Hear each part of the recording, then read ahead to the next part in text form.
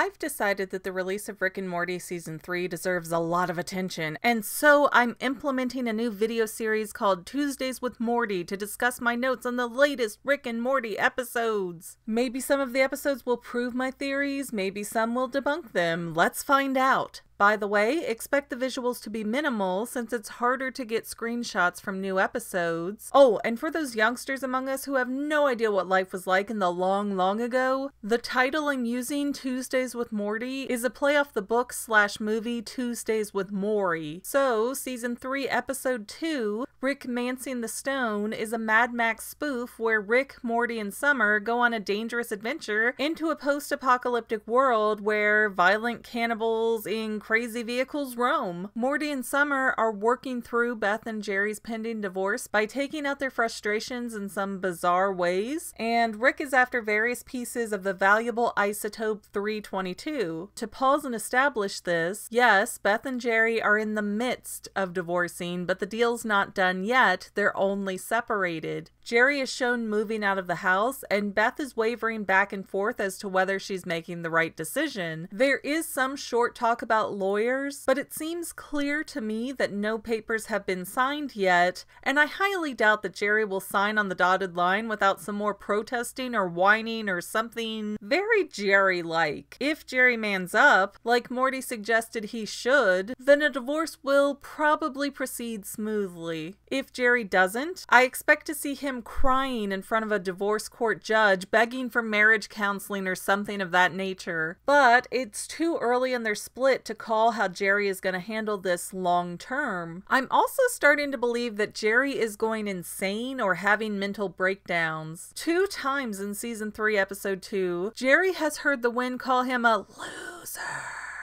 And this happens when Rick is nowhere to be found, so I don't think Jerry's being messed with. Jerry also sees a coyote, maybe a wolf, but the subtitles listed a coyote howl.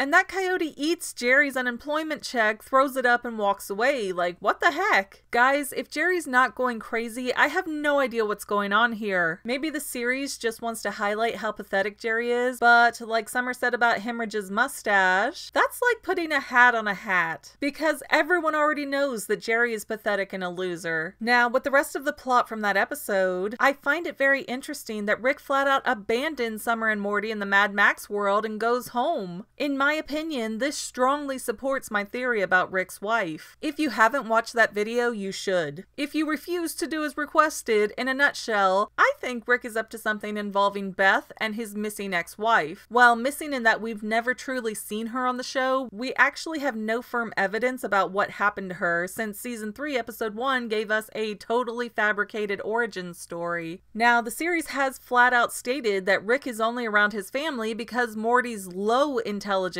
helps to hide Rick from his enemies. But there's also been a lot of commentary over the seasons that C-137 Rick really loves his family, which makes him an oddity among the Ricks. In fact, there's been too much commentary about this, and I believe more and more that this is done for misdirection. If we think that Rick is hiding behind Morty and/or he actually loves his grandkids, then we'll be more surprised when a bombshell is dropped on us later. Just like in Scooby-Doo, every episode names a suspect that the gang is certain committed the crimes, yet every single episode it turns out to be someone who we weren't supposed to notice. So, with all this in mind, I can now officially call shenanigans after Rickmancing the Stone. Rick leaves Morty and Summer in another dimension, meaning he's leaving himself open to be found. Seems like a bad move for such a smart man who needs to hide. Rick also doesn't bother getting another Summer and Morty from a different dimension. He just creates robotic versions of them to trick Beth. Again, showing that Morty is not Rick's companion for the sake of necessity. But I don't think Rick and Morty are together out of love either. Otherwise, Rick would not have left the kids behind. And don't forget that Rick started this adventure because he wanted to get the very valuable isotope 322, again highlighting that Rick has tons of money, or at least the potential to easily make tons of money. Why is that important? Because Rick keeps balancing his behaviors around Beth.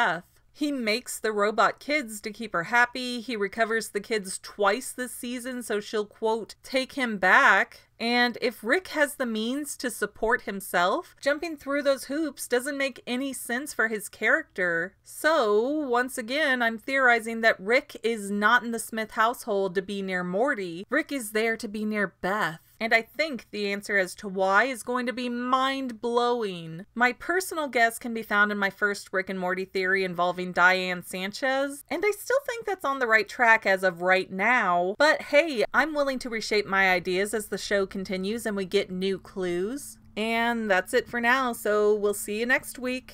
Well, that's all I have for now, but this video's not quite over yet. We're expanding, so I have to plug our other channels. Total, we have the Fangirl, dealing primarily with movies and shows, Say Halo Goodbye Gaming, and the Fanily Family Vlogs. Links are in the description, and we would love to see you at all three channels. Okay, I think that's it. So thanks for watching, and I hope you enjoyed enough to like, subscribe, and share this video. We have tons of material across our various channels that you are fully encouraged to go check out. And if somehow you can't get enough of me, please connect with me on Instagram at sayhalogoodbye or Twitter at _Fanily.